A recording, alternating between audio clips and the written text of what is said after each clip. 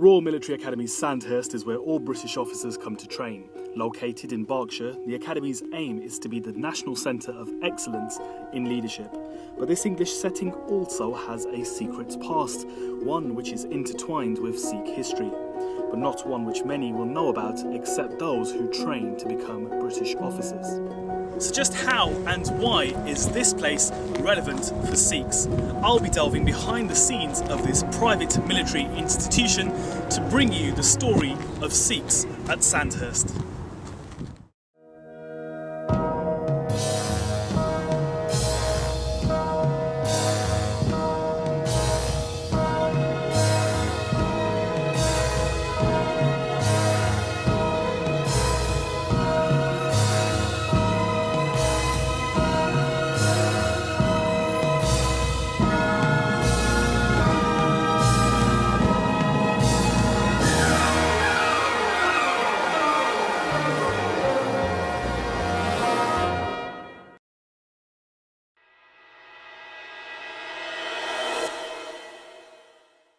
I'm in Old College in the heart of the Military Academy, and it's here that we first start to see a glimpse of the bravery and valour of Sikhs.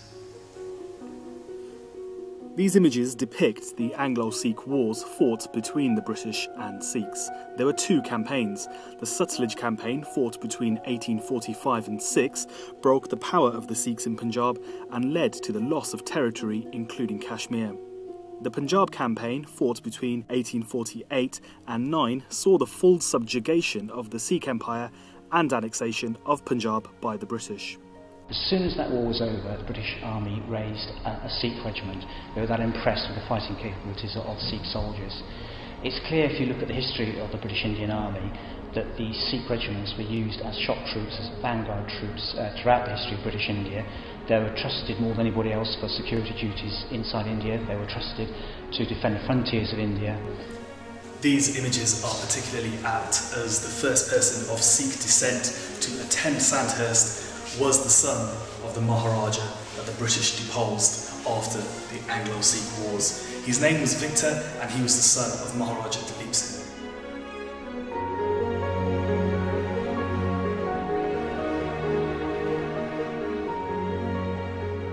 Dalip was just a boy when he had lost the Sikh Empire to the British.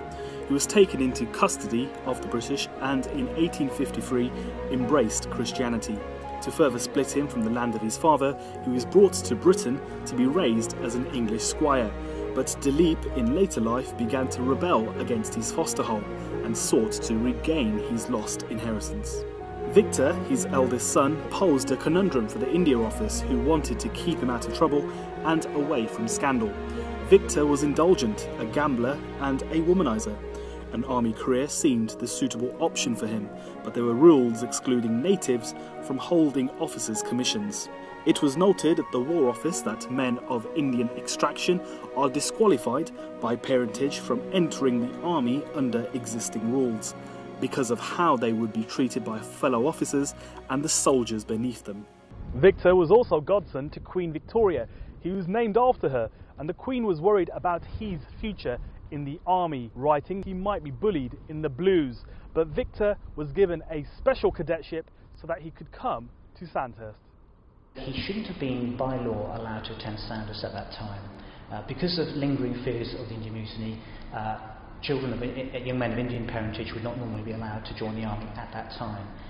Queen Victoria was so fond of him, and I don't think she was the only one, I think he was actually quite a popular young man here in England, that Queen Victoria overruled the army and basically made him, give him this special nomination, allowed him to come to Sandhurst, and then later on, of course, he commissioned into a British cavalry regiment. But Victor did not excel as an officer cadet. He scraped through his first two terms at Sandhurst, place in Order of Merit list 155, probationary examination 554 out of 1,250. The curator of the Sandhurst collection showed me his record. Victor was the first person of Sikh descent to come to Sandhurst. What does the register tell us about how he performed here?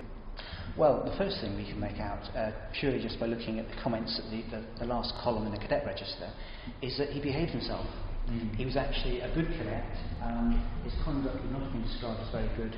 if he had committed petty crime, misbehaved, been a bad student. He was a great credit to his Sikh race by the fact that he was a good cadet and behaved himself, attended classes, attended drill and all the rest of it. Also, if we look at the different marks he got, it's always very useful to compare the marks of different cadets on the same page of the cadet register. And for example, you can see, if we look along to physical things like riding, he got a good score, 139 marks for riding. One of his fellow cadets just above him only got 136. Doesn't seem to be too good at gymnastics. I think gymnastics were probably seen by a lot of cadets as a bit of a chore. We look at drill, he had a good score for drill. He beat some of his other cadets. There's a cadet down here who only got 108.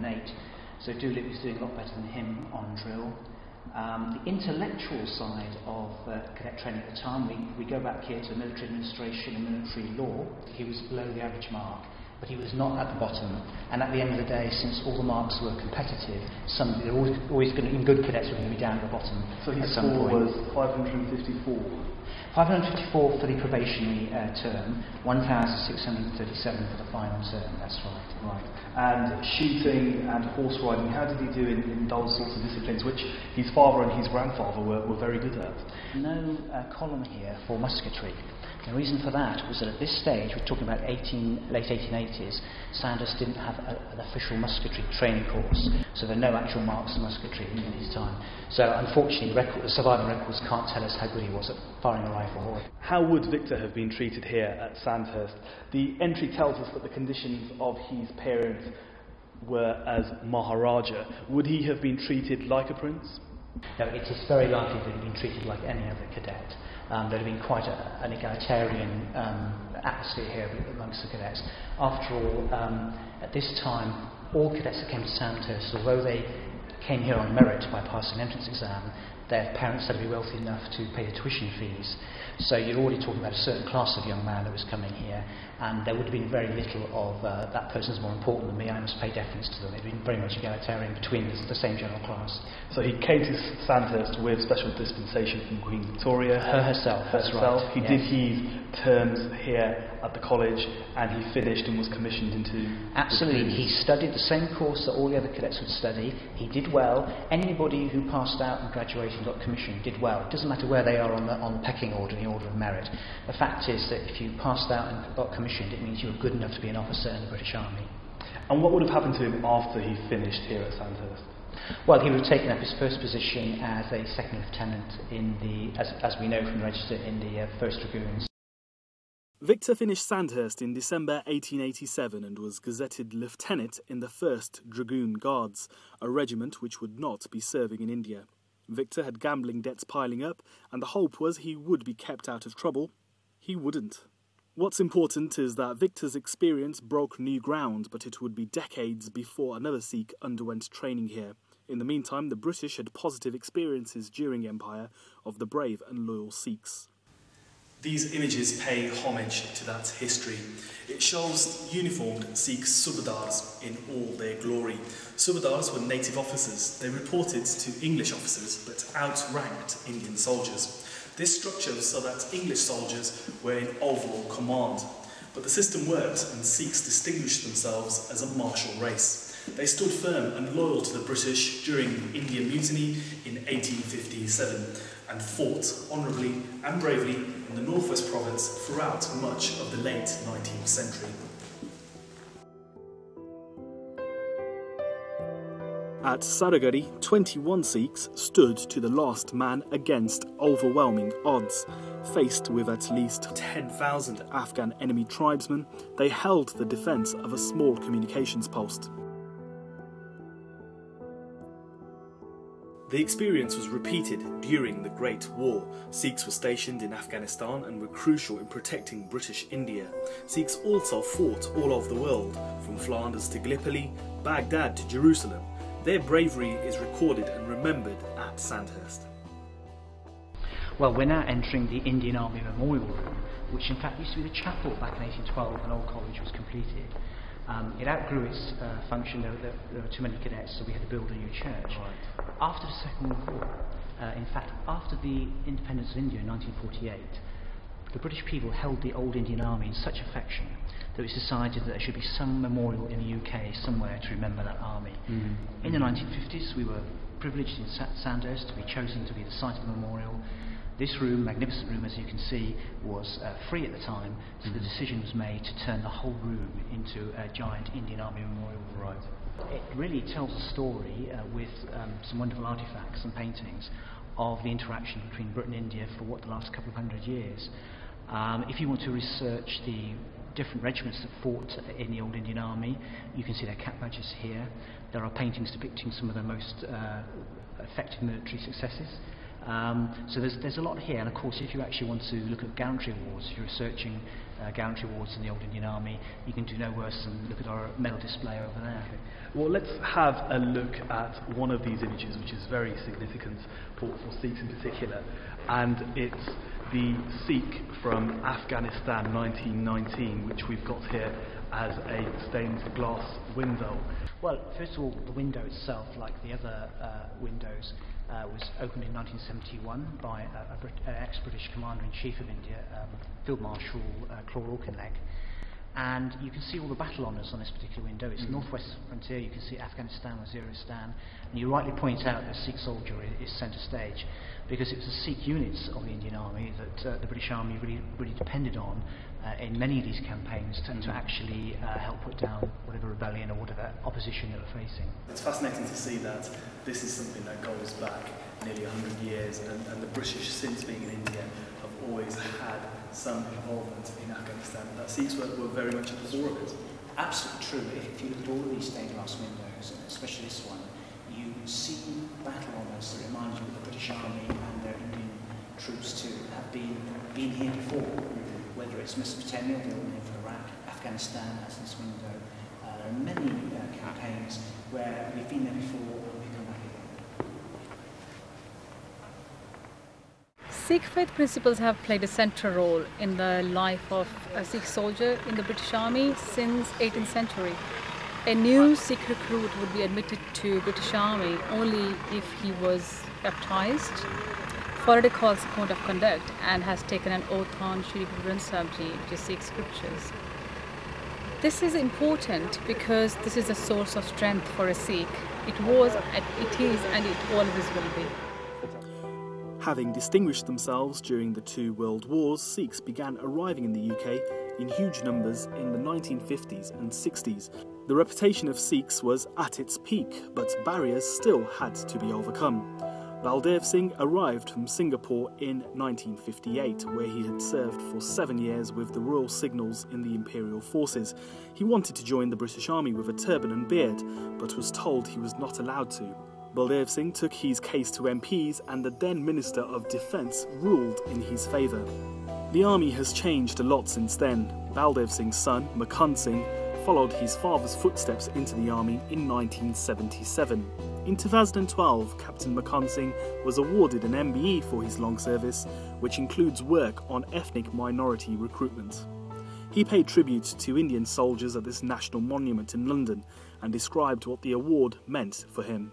We go about providing a service to the community, and I have done for the last decade or so, since coming back to the UK, having served overseas. Trying to promote it to our youngsters, because it really is an excellent career. It's a huge honour, and I'm very happy to receive the award of MBE today for the work that's been recognised by the Army. When I joined in '77, I was amongst a very small group of Sikhs, probably about 3 or 4. In fact, we knew them all. People perhaps didn't understand Sikhism the way they do today. So today's army is very welcoming. There can be no doubt that the history of Sikhs inspires those passing through Sandhurst, whatever background they are from. Captain Sartaj Singh Gogner was not born a Sikh, but was inspired to find out more and eventually adopt the Sikh faith. I've been serving for 12 years. I was inspired initially by Operation Granby, otherwise known as Desert Storm, where I saw on the news soldiers in their tanks, combat helicopters, going across to liberate Kuwait, and I was fascinated. Sikh history has become increasingly important to me since I joined the army. However, when I was at Sandhurst is a blur.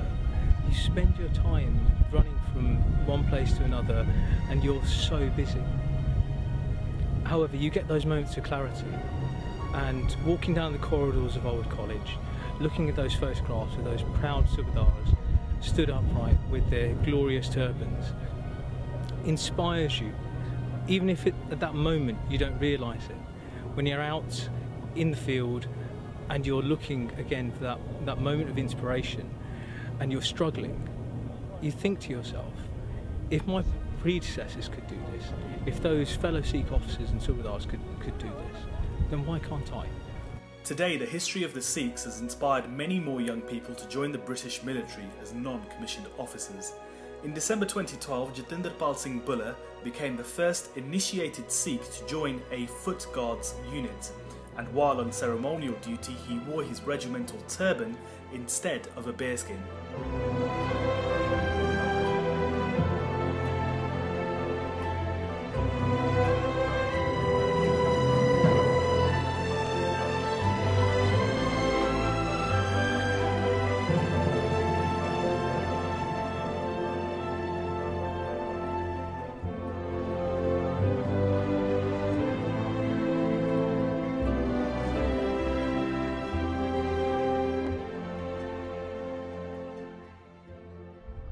Discovering Sandhurst has been a fantastic insight into the shared history of the British and the Sikhs.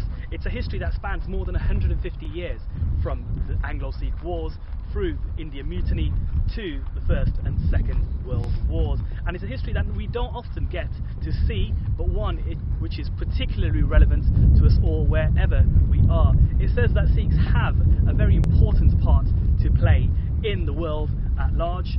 So I hope this film inspires you to discover more about British Sikh history, as well as tell those around you to take an interest in it as well.